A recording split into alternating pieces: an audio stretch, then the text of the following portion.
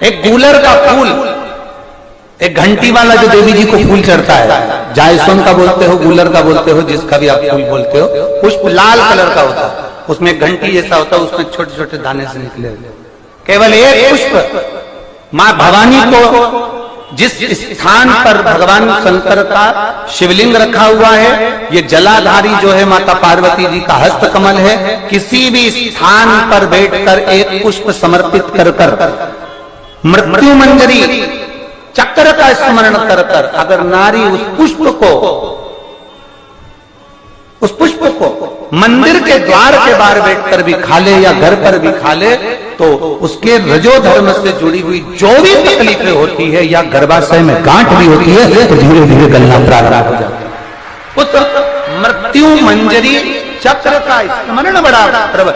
ये थोड़ा सा लोगों को लगेगा, बताओ महाराज जी कहां का विषय लेकर बैठ गए। आपका कोई काम अटक रहा है, कोई काम नहीं हो रहा, बहुत परेशान हो गए, बहुत थक गए उस काम के लिए, सबके हाथ भी जोड़ लिए, सबके पास होकर आ गए, और वो काम बढ़ ही नहीं रहा, तो निवेदन करते हैं घी के दिए में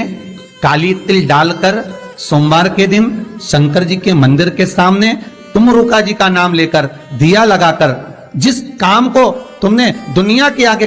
कहकर देख लिया, कर देख लिया, नहीं हुआ, उस कार्य को एक बार दिया लगाकर निवेदन कर फिर जाकर देखना, काम आगे बढ़कर ही रहेगा, छूटेगा नहीं।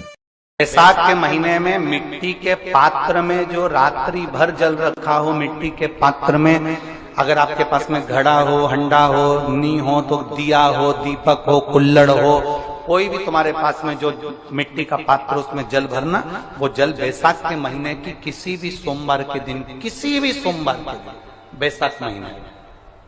या किसी प्रदोष के दिन या बैसाख महीने के शिवरात्रि के दिन, वो मिट्टी के पात्र का जल